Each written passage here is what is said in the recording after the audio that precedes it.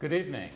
I'm James Umland. This is Access to Access, an ongoing number of shows devoted to the idea of presenting the artwork of people living in Westchester, people who are wrestling with, particularly people who are wrestling with new ideas and new concepts in sound art and the art of making music.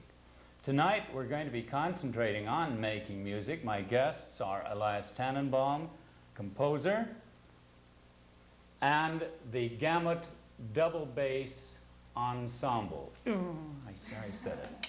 I promised I was going to say double bass quartet. A double bass quartet with Diana Mizell, leader. Can we get a close-up of Diana? Not me. Diana. Yeah, right there. Okay, Diana is here, believe me, and we'll hear from her in a moment. Michael Goldring and Margie Danilo and Lynn Milano. It's Margie Danilo and Lynn Milano. Fine. Lynn has not only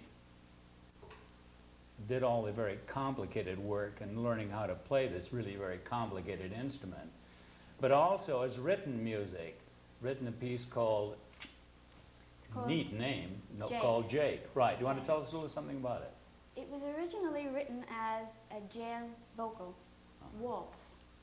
And then when we had Gamut put together, seeing as how I enjoyed the bass quartet so much, I thought that I would like to try to transcribe this jazz waltz and put it into more of a romantic style, but still using jazz harmonies. Mm-hmm. And you're featured with this, and also yes, the other members of the quartet, yes, too. Maybe we could hear it. Okay? I'll take Thank that. you.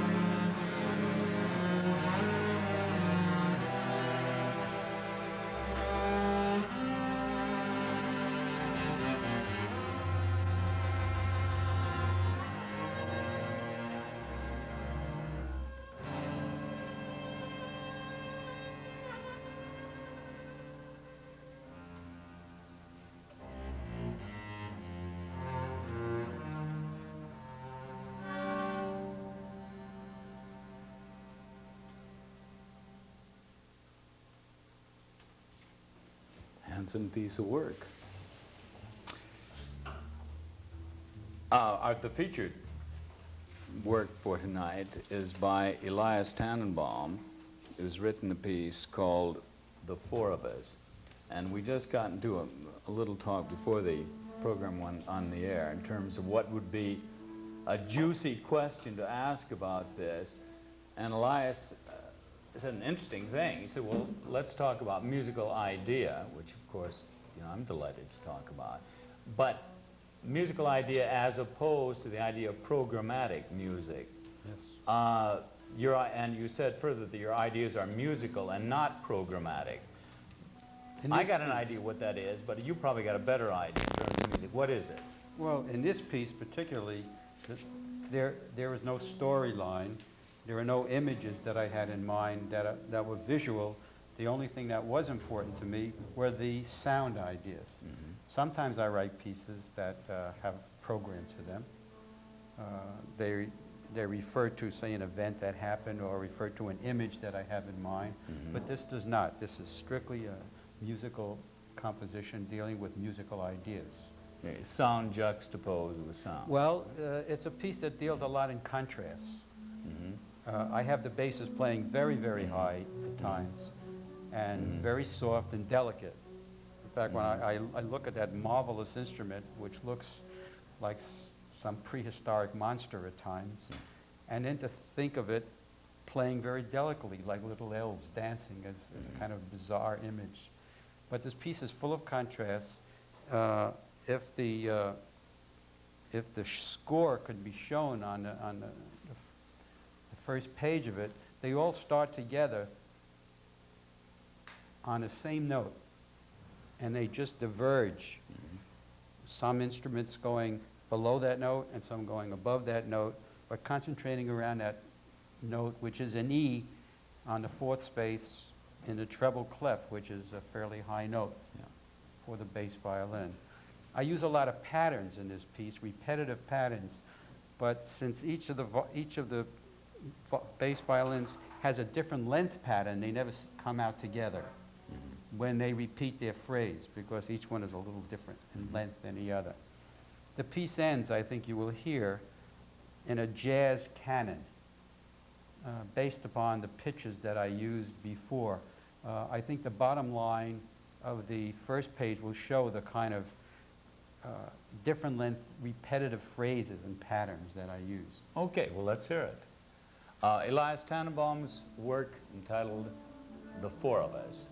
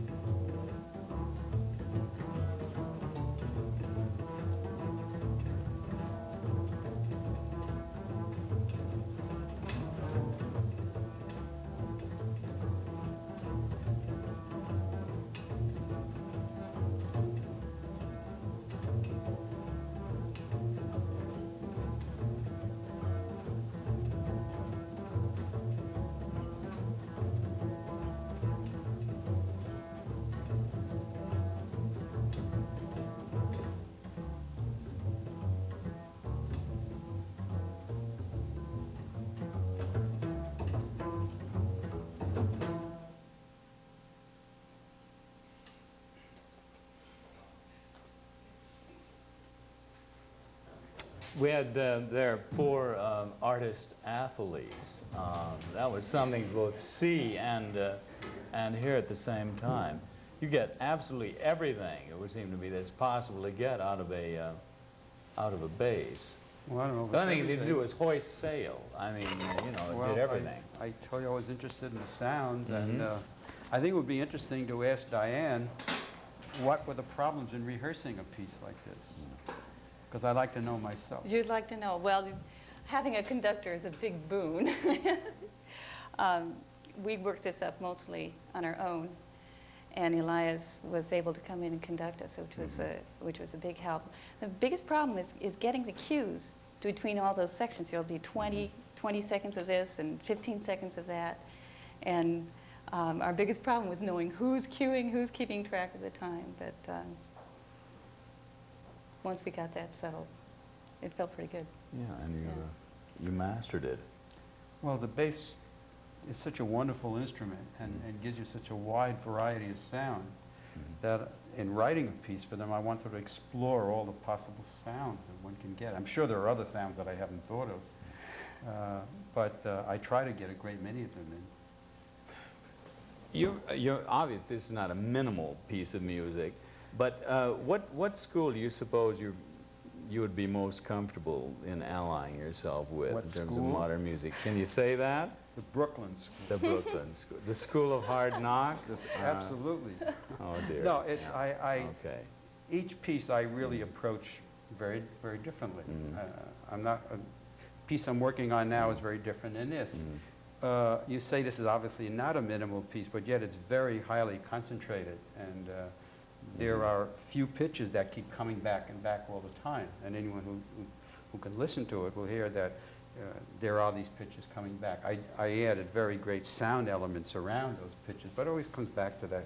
You know, I think it's very listenable. I mean, you had certainly a jazz motif appears, particularly in the end of it. Well, I'm an old jazz trumpet player. I used Are to you play- really? Oh, yes, I used to play jazz, and Uh-huh. I could not think of a bass violin without thinking of jazz. All Yeah, the great jazz bass players I used to know, Charlie Mingus and Uh-huh. people like that. And Curly Russell, probably many of you people don't know Curly Russell, but I'm sure you've all heard of Charlie Mingus. Slam Stewart. Slam Stewart, I use that. That's why in one section, Diane is, as she's playing, she's humming. Yeah, I didn't hear you. Oh, I was doing Were it. you really? And, Yes, she and was humming. Michael I heard. too, Uh-huh. and Yeah, they're I humming. think I saw Michael Margie had a tapping little his humming. foot. But I Well, Yeah. you mentioned Slam Stewart, Yeah. because Yeah. but he used to do it not humming. He used to zing. yeah, big Yeah. noise Yeah. balloon from Yeah, one to that's because he wanted to get a dirty sound. Uh-huh. Get a dirty Uh-huh. sound. But Diane's so gentle. I had to put humming Yeah. for her. Yeah. Ah, Yeah, yeah. to get a gentle You sound. couldn't Did get you me to write dirty humming though. in there? Yes, Did I you wrote- direct her to hum? Or It was says that? in the score. Everything is in the Hum. score. Hmm. I don't fool around. Indeed. If you wanted humming, so I put humming. And, Okay. I- I think we're going to have to go. I think our time is up. Our time is not up. Hey, great. Okay. Well, let's play it again. Well, we have Do it another again. piece. Yeah. No, yes, there are very interesting sections in that piece, as I try to explain there. I use a lot of repetitive patterns. I've been using that more in my music, and I kind of like the idea of having phrases, different length phrases, keep repeating. And because they're different length, they never sound together, or shouldn't sound together, if they're worked out correctly. It's another, obviously, if you have a 19-note phrase and someone's playing a 17-note phrase, the only time they should come together is if you multiply 19 by 17, if you permutate it. Well, if you come to 4 bass players and each one's playing a different length phrase, it's going to be an astronomical number. Let me ask you something. It seems to me when a composer writes a certain piece of music, he wants an orchestra simply to reproduce what as close to what he felt about the idea behind that music. Yes. If it's a romantic piece, it's supposed to make people cry or what have you. Now, what happened here? How can you judge what you heard as a composer? If you would say, okay, Diana, you and Gamut get an A+ or a B- or whatever, what are you looking for? You talked about musical idea, Yeah. and did they duplicate that? Yeah, they do. They explained your idea for you as Well, they projected my idea, not necessarily explain it, but they projected my idea. And they got, you know, close to the sound. If you want exactly what you want, but without any deviations, then the best thing to do is to work with electronics and create it yourself. Yeah. And you work with a computer, and then you can't say, "Oh, I had a lousy performance." You know? Yeah. Or if you're a pianist, to say, if you write a piano piece for yourself and you play it, then you can't blame the performer. But they came very close to my ideas of what the piece is about. And in terms of listenability, I hope my music is accessible to people. You said it was listenable. I was very pleased to hear you use that term. I'd like to say something about that as a Do. performer, because my husband's a composer and has Derry written John about- Mizell, Yeah, yeah. he's written about 9 pieces for me. And over the years, I've had to come to some kind of terms with this. And I feel like the composer's had his shot with the piece. He's had his experience with the piece. That's an interesting thing Yeah, to say. in composing really it. good, I mean, yeah. there's a very intimate involvement there in composing the piece. And then, as a performer, I feel it's, you know, it's our duty to try to realize what's on the score and what's in the composer's mind as close as possible. But more than anything else, beyond that, it has to have a particular meaning to the performer. There has to be an experience with the performer and the piece itself in order for it to be a meaningful performance. That relationship the performer has with a piece is strictly the performer's own, isn't it? Yeah, and Some other performer might have a different thing. it's going to change every time yeah. a performer performs, if they're, Interesting, yeah. you know, Yeah. performing it at that level, where the involvement has to be there every time. It's not going to come out the same, you know, depending on how many tacos you ate, or, you know, Well, if the one- kids behaved. You know? Well, one doesn't always get such a dedicated performer as Diana. It's really true. You know, many performers you get involved with just want to get over the piece and are more interested in how they project to an audience rather than how the music projects to an audience. But Diana is a very dedicated performer, and we're all lucky to have her around. Well, I'm glad Yeah. it's every... Can you tell us a little of the background of Gamut? Oh, I'd love Gamut to, just kind of yeah. happened, didn't it, within the last week or Well, so? yeah, thanks to you. The name? No, well, Gamut has, for about a year, been kind of more or less forming. We came together to work on one of your sonic art pieces, and found that we really enjoyed doing quartet things. Bass players do not have a chance to really play musically, to really get involved in an ensemble way. And there is a lot of music. Elias wrote this piece, and we're playing it. Larry Austin, my husband, Derry John Mizell, and there's a few others, you know, they're interested in writing. Plus, we've transcribed traditional music as well. So we're actually getting quite a repertoire. We did a program at Lehman about a month or two ago. We've had about 4 or 5 public performances. What's some recent straight music you've Recent- done? Yeah. Well, one of them is the Arioso from the Bach's Third Suite, Orchestral Suite, which we could play on as we go out if The you like. quartet did Yeah, that? uh-huh. Yeah.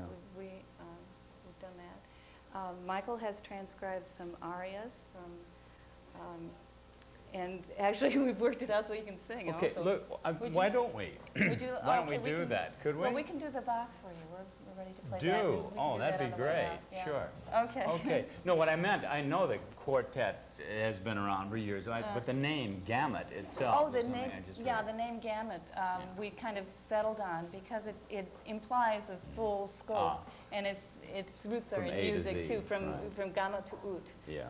It implies the whole span, and it had some mystical significance in the Middle Ages too. Yeah. Well, we'll just stick with the idea of being able to do anything from the very lowest to the very Sure. highest, because we have a range that's practically up with the violin, and of course, down to a low C on Margie's bass too. Okay, and sometime within the next month or two, I hope to give you my piece too. Perhaps we can do it. Okay, we're going to call it quits, but wouldn't it be good if we could hear a little Bach as we go out? Okay? Good. James Umland, this has been Access. We'll see you again soon. And now we'll hear some Bach.